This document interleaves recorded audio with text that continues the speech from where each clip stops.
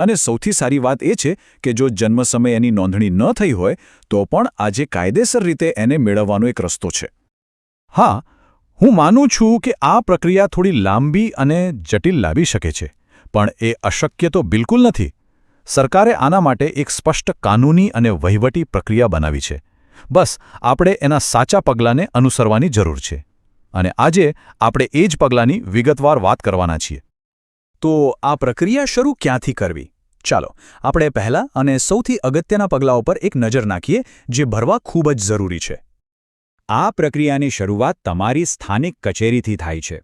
સૌથી પહેલું કામ છે ગ્રામ પંચાયત, નગરપાલિકા કે મહાનગરપાલિકાની ઓફિસમાંથી ફોર્મ 10 મેળવવાનું.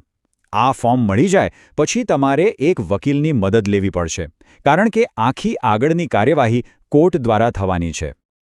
ઓકે, તો હવે આપણે આખી પ્રક્રિયાના મુખ્ય કાનૂની તબક્કામાં આવી ગયા છીએ.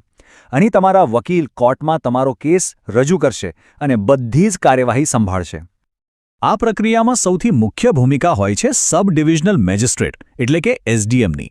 એમને નાયબ કલેક્ટર તરીકે પણ ઓળખવામાં આવે છે. વકીલ એમની કોર્ટમાં અરજી દાખલ કરશે અને બધા પુરાવાઓ તપાસ્યા પછી આખરે એ જ અધિકારી જન્મની નોંધણી કરવાનો આદેશ આપશે. તો કોર્ટમાં ખરેખર થાય છે શું? ચાલો સમજીએ. સૌથી પહેલા અરજી ફાઇલ થાય છે. એ પછી કોર્ટ એક જાહેર નોટિસ બહાર પાડે છે.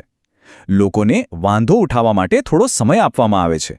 અને જો કોઈ વાંધો ન આવે તો મેજિસ્ટ્રેટ ફાઇનલી જન્મ નોંધણી માટેનો ઓર્ડર આપી દે છે.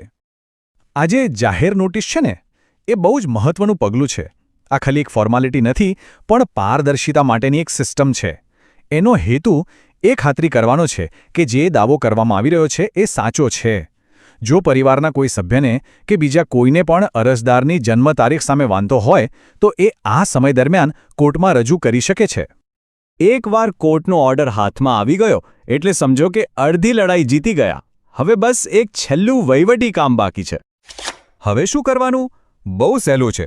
મેજિસ્ટ્રેટે આપેલો જે ઓફિશિયલ ઓર્ડર છે એ લઈને તમારી સ્થાનિક મ્યુનિસિપલ ઓફિસમાં જમા કરાવવાનો છે. બસ એ કોર્ટના ઓર્ડરના આધારે જ એ લોકો જન્મ તારીખની નોંધણી કરશે અને તમને તમારું ઓફિશિયલ બર્થ સર્ટિફિકેટ આપી દેશે. અને બસ થઈ ગયું કામ. આ નવું સર્ટિફિકેટ હાથમાં આવતા જ તમે સીધા આધાર કેન્દ્ર પર જઈને તમારી જન્મ તારીખ એકદમ સરળતાથી સુધરાવી શકો છો. જે સમસ્યા શરૂઆતમાં બહુ મોટી લાગતી હતી એ એક સાચી પ્રક્રિયાથી આરામથી ઉકેલાઈ ગઈ.